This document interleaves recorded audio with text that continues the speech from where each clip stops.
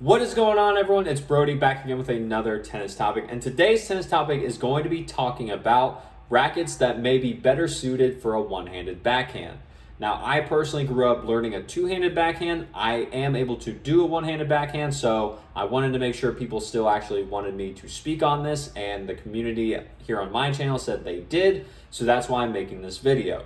All of these rackets I'm going to share here are based off of conversations with people that either have one-handed backhands or that I've helped just kind of demo through and they've decided to go on still using a one-handed backhand. So all of these are going to be more so based off of specs, maybe not so my playability to it, but from throughout all conversations I've had just in my many years of working with tennis equipment. So that's why here on this list, from 1 to 6, these are in no particular order. You can arrange them however. These are just the way I wrote them down, and it's in no way, shape, or form saying one of these is better than the other, because that's all up to personal preference based off feel, playability, and everything else.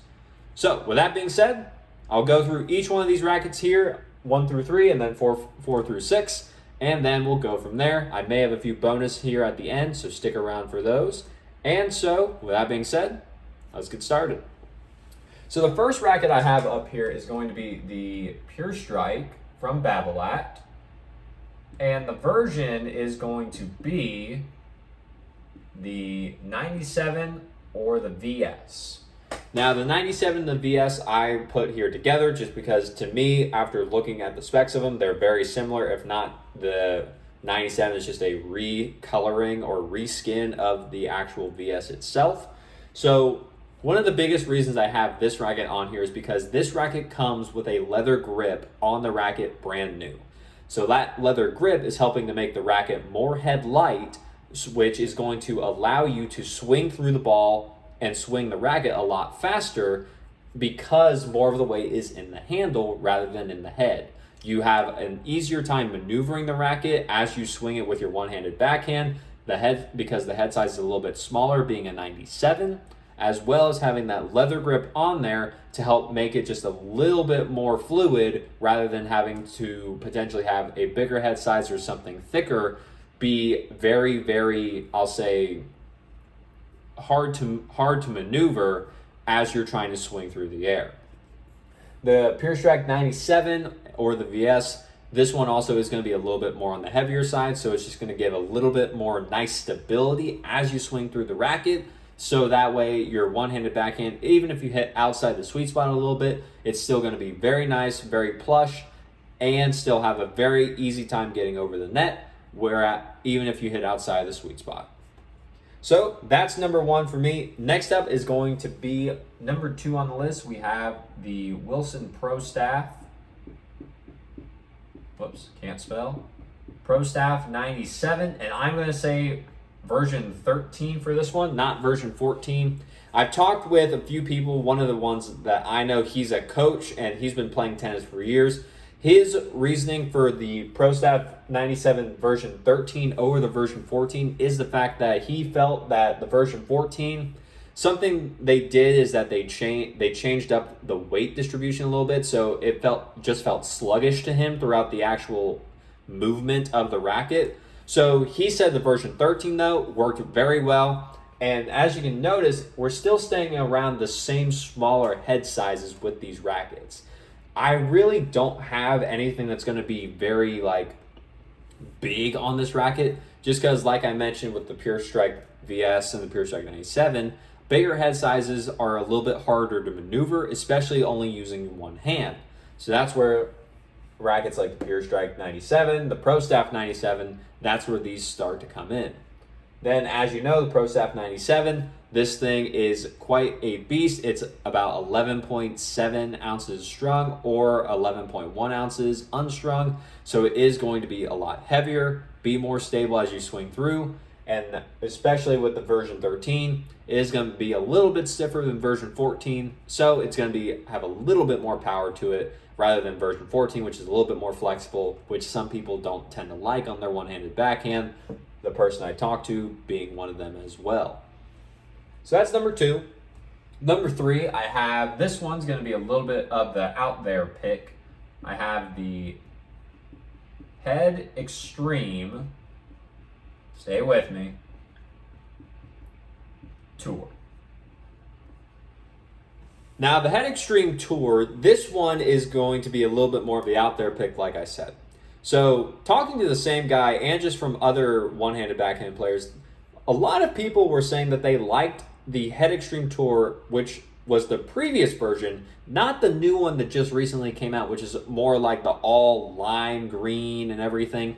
They liked the version before that because the version before that didn't have as much weight it distributed in the head. Some people have felt that with a one-handed backhand, playing with that racket now because of the difference in weight distribution, rather than it being more balanced or in the handle, since it's in the head, it just doesn't swing through as easy on the one-handed backhand. So that's where it may be a more wise to see if you can find an older version, not only for a cheaper price, but also just because it will work a little bit better for the one-handed backhands. That's what they've said. I haven't got to test out the brand new Head Extreme Tour myself to see how relevant the claims are about how much head weight is in there, but I felt them just swinging with the swing weight.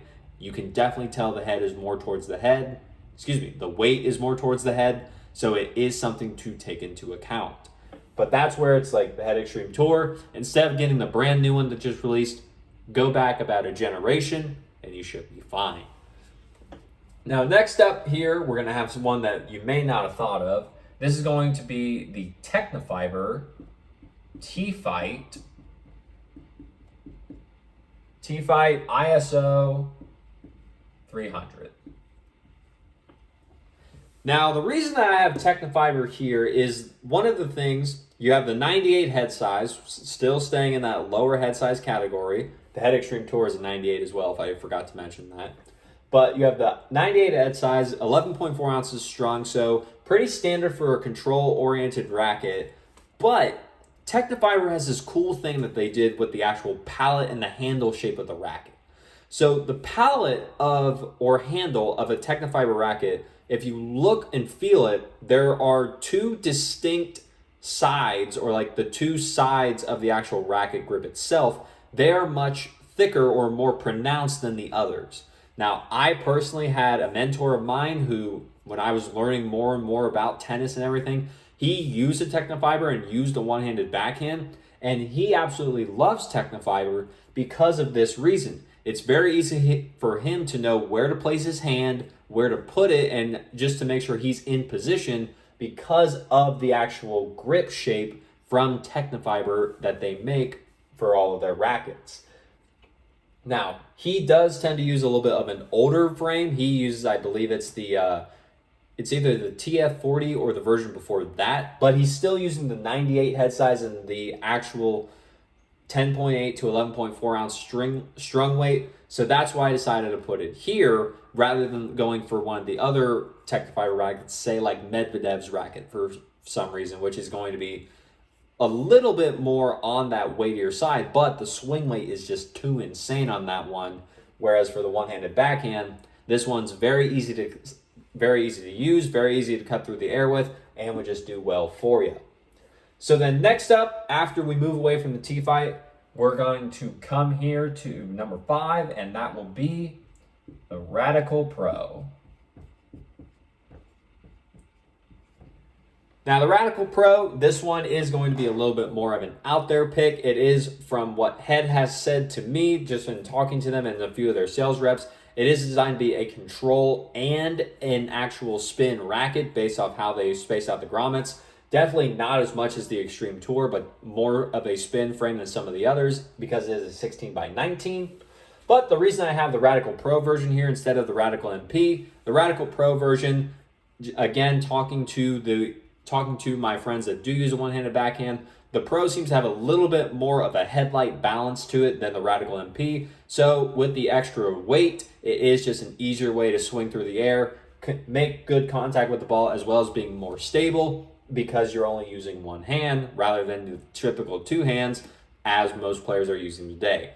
So Radical Pro, very easy on the arm. It is a little bit more of a flexible racket, so it is something to watch out for if you're not used to it. But it definitely would be one to try if you're considering using one. If you want to try the Radical MP because the Radical Pro's weight may be a little bit too much for you right now, that's okay. Try the MP, see what you think. And if worse comes to worse, you can always lead tape up the Radical MP if you like that one better, rather than getting the Radical Pro where you can't really go down in weight on it. And then finally, one I have here at number 6, we're going to say the Yonex Percept, and this will be the 97. Now, the Percept 97, or if you want to refer back to it as its old name, the VCore Pro 97, these rackets typically have thinner beams. They're usually a little bit easier to maneuver, as well as staying within that 97 head size. It is going to be a little bit more on the heavy side, not too much though, but you have a lot of different variations. You can also go with the 97. I know some people tend to prefer the 97D, which is an 18 by 20 string pattern if you really just want to go for something that's more control oriented. But the Percept 97, with the update to the beam, it is a little bit thicker, so it is a little bit more stable than previous versions, and it has a little bit less feedback to the arm, so it's a little bit easier on your arm as well, in my opinion. So that's where you can see the Percept 97 come in, and that's why I have it here at number 6. So these are the 6 I would say to look at, start right away if you are wanting to try and find some for your one-handed backhand. These are the ones that I found that people tend to like, whether it be these versions, the older versions of them, or just any other version.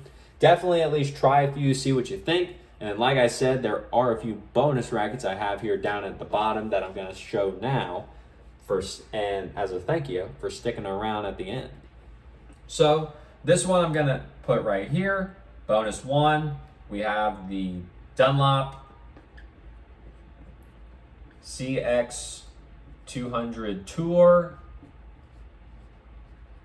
and that is going to be the 18 by 20 version. Main reason I put the 18 by 20 version here is because this one is going to have a leather grip that comes onto it. The leather grip is very helpful in adding more weight to the handle for the racket itself, so that way you can make sure that you do have a more headlight balance and you can just swing through that racket as fast as you want to create as much spin or as much pace as you want on the ball. Dunlop, be a little bit wary of the CX line. Sometimes the swing weight is a little bit lower, but if you do prefer a lower swing weight, this one may work best for you, especially with having the 18 by 20 string pattern. You are going down to a 95 head size though, so you may want to be a little bit more careful if you're used to a 98 or a 97 or even bigger. You're going to have a lot more control here, but it's going to be a lot more of a smaller sweet spot and a lot harder to use. So just be careful. And so with that, I'll leave that as my bonus. This video is starting to get a little bit long, so I'll just end it there. If you have any more questions or you have any more comments about what rackets you feel work best for one-handed backhands, I'd love to know your feedback and just what you have to say. So comment it down below so that I can know which ones you're thinking and what you like to use. As well as if you did enjoy the video, leave a like on it, subscribe to the channel so that we can grow the channel, get the information out there from the people that have it to the people that need it, because there's a lot of tennis misinformation in the tennis community. So that's why I took it upon myself to make this channel so that we can get rid of that and we can all enjoy the game of tennis that we love so much more without having to worry about injury from our gear or anything like that. So with that being said, as always, take care.